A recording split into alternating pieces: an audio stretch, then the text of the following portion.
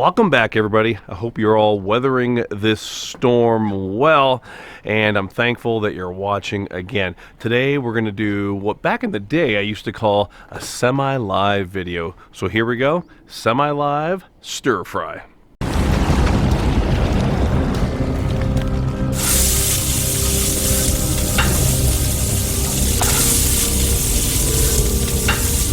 So semi-live, meaning that no matter what happens, I'm not gonna cut the video. We're gonna try to do this in as few takes as possible.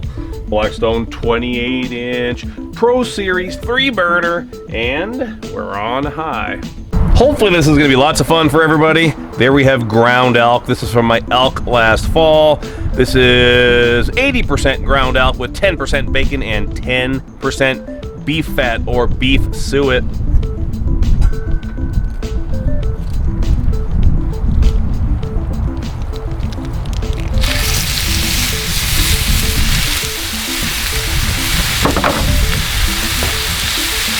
Straight down on the griddle top. Canola oil, folks.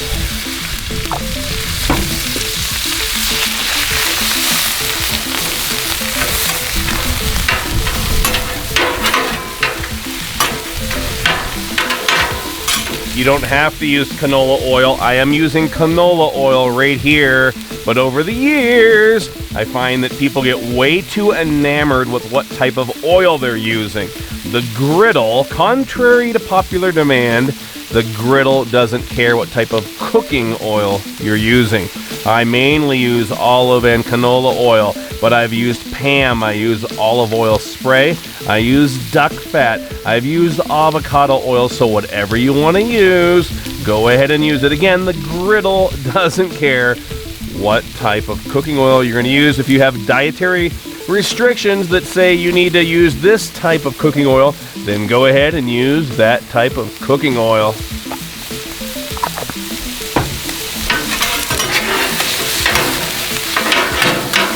Keep stirring that up with the spatulas. Blackstone's teriyaki seasoning, folks. Brand new this year. I love it. At first, I didn't know if I would like it. I thought maybe that it would have a fake synthetic teriyaki flavor, but it's really good. It's a sweet teriyaki flavor. I'm enjoying it on stir fry and on salmon. Let's put a little bit on there. You could use salt and pepper if you want to, but Blackstone teriyaki.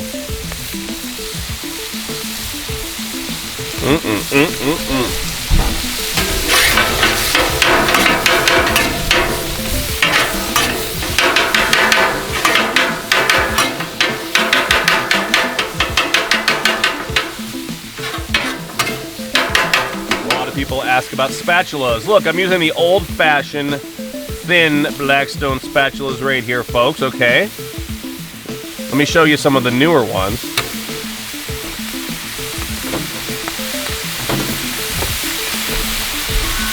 Blackstone's brand new signature series spatulas. These are the ones that literally weigh about 2.5 times the weight of these. Beveled edge, embossed logo so you can dice things up. An ergonomic handle with the Blackstone Pro Series Signature Series styling. A hanger that also doubles as a pop top opener. Heavy, heavy duty. But a lot of times I gravitate towards the old thin ones. Now I'm sort of the exception there because people are really loving those new ones. People like stuff that's heavy duty and strong. But when you have weak arthritic wrists like I do, these puppies are nice and I can fling them all day long. I'll go back and forth between the spatulas, but if you have weak wrists and arthritis in your thumbs like I do, how about these old ones? All right, folks, so this meat is starting to cook. Let's go ahead. I'm going to see if I can brighten this up a little bit. There we go. While still keeping within the live, semi-live parameters. Gonna put that meat right back there for now.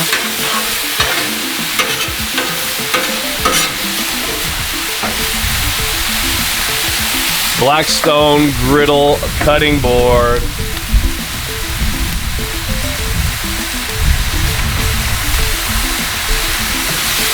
Red onion, hopefully you can see that. There we go, there's a red onion. Now, I have made so many stir fries over the years, folks, and I get pretty fancy, and I've included all types of different ingredients. But I'm gonna take you way back to the beginning here. When I fell in love with doing stir fry on Blackstone, this is the essential recipe that I started using. So we got about a pound, maybe a pound and quarter of ground elk. That could just as easily be ground beef for you. Could be ground pork. Could be ground turkey, ground chicken. I think you get the point. So red onion, folks. Love the red onion. In fact, many folks call me the Reverend of Red Onion. We'll just shoot that right down there for now, folks. This is a vegetable medley, and you can buy this at any grocery store. I picked this up at Sam's Club, and it is just raw broccoli, cauliflower, and petite carrots. I cut the size of the crowns down because they were huge, and I want to make this bite-sized stir fry, but stir fry at its very basic right there. You don't need to be fancy. So I have a red onion, broccoli, cauliflower, and carrot, courtesy of a vegetable medley that you can buy at any grocery store.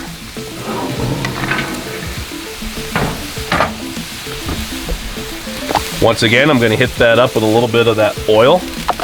I'm going to scoot that back just like that.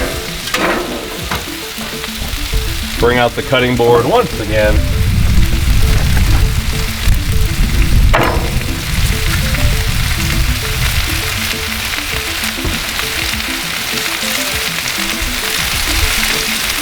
Oh my, lots of dead air space here, huh, folks? Semi-live videos. All right, fresh garlic right there. Hopefully you can see it.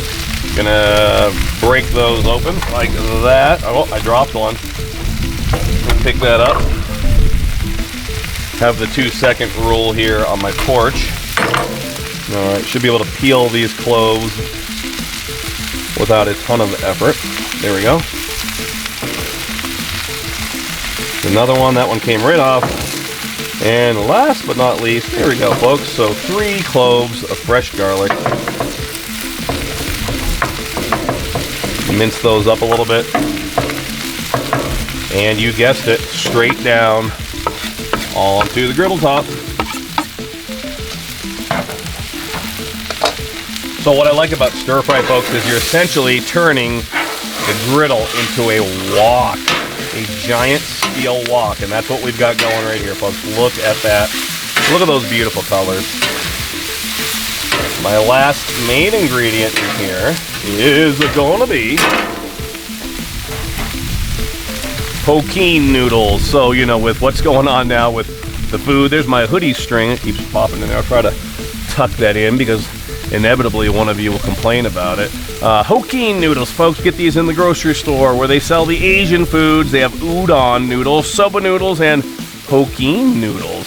What I like most about noodles in comparison to, let's say, rice, which I like using rice, but noodles have more real estate and they soak up the flavor more than rice. So even though I do like rice, and in fact I'll probably do rice in a video soon, you'll find me using noodles more often. These are already cooked.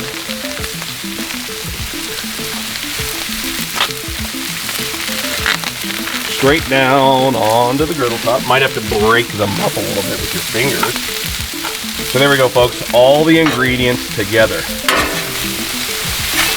This is a simple recipe, but it packs the flavor. It's substantial. And what I like doing, one of the reasons why I like doing stir fry so much is you can take it in so many different flavor decorations. There we go, folks.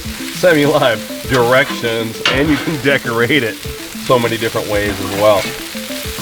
But this could be turned into something of the Kung Pao variety, teriyaki variety, sweet chili, but we're not going to use any of those things today, folks. Of course, we're going to take this in the Mr. Yoshida's direction. Watch that. Let's just spread it out. I would say that maybe wouldn't hurt if we put just a little bit more Blackstone teriyaki seasoning on there. Another reason why I like doing these semi-live videos, folks, is lots of times people say, hey, the way you edit these videos, I can't really see how you're cooking. You know, how do I know how long it took? Because you edited the video and it only took 4 minutes. So here we go, folks. This shouldn't be taking too long at all. I don't have my timer going, but that stuff is looking good.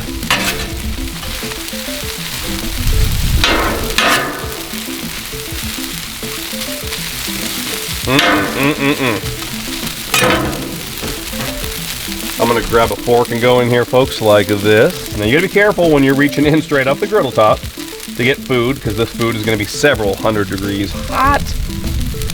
Put that in your mouth. You have to have a trained mouth. Here I go.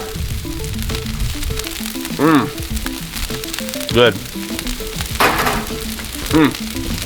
I tried doing a thumbs up there, but it wouldn't fit in the frame. There we go. So, Mr. Yoshida's teriyaki sauce. I've used this for many years. Go back here on my channel. You're going to see me using this a lot of times. In fact, I used it so many times, I called it my favorite sauce, that when I first discovered the sweet chili sauce, the Thai chili sauce, the Southeast Asian Thai chili sauce, I sort of put this on the shelf.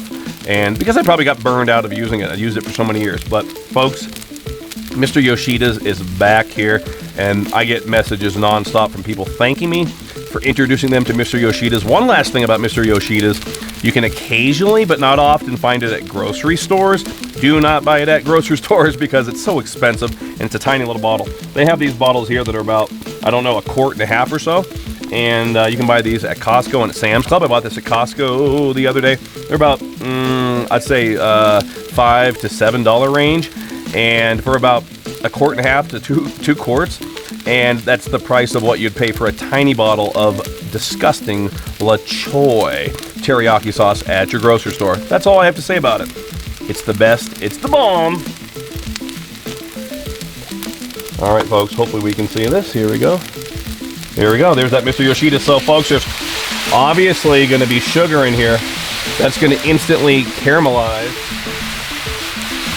We do not want this to burn and taste disgusting. We want this to be delicious. So, a quick turn of the spatula, just like that, folks. And that's done.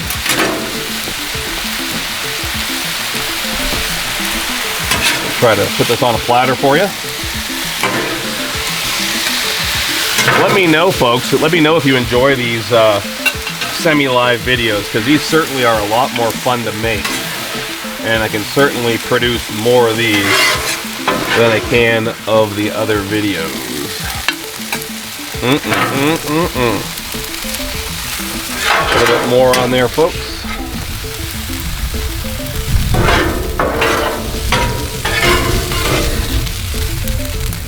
Oh my goodness. I'm going to take the camera over here and we're going to set this up for some beauty shots.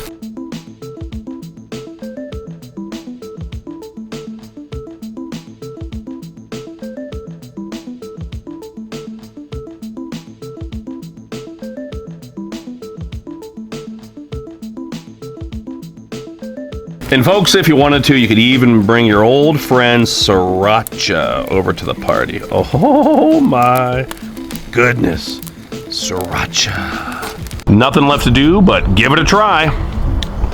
Let me get some of that Sriracha in there.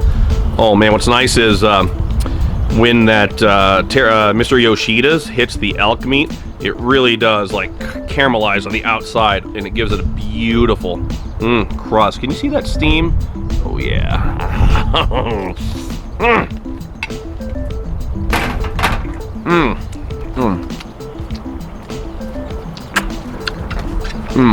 Folks, don't want to talk with my mouth full, but I am. So good, folks. So,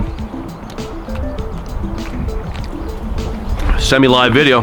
Can't edit that chewing out.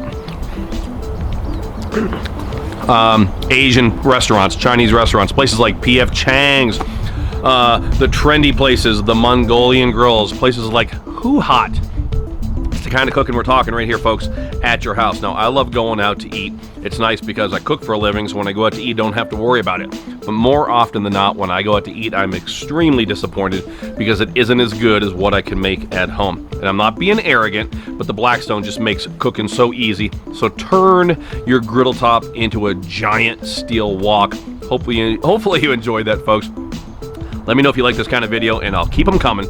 So until next time, Todd, this is... Until next time, everybody, this is Todd, and I'm saying praise the Lord. And remember that, folks, in these crazy times in this country, praise the Lord, because he's not surprised by all this. We're in shambles, right? Our daily lives are paused, and things seem scary, but he knows what's going on, and nothing happens without his will, if you will, without his blessings, folks. So keep the comments good. If you're rude, if you're nasty, if you're crude, you're gone off the channel, folks. But I love you guys, love you girls. I have to say that, right? I have to be politically correct. This is Todd, everybody. Until next time, I'm saying praise the Lord and pass the stir fry.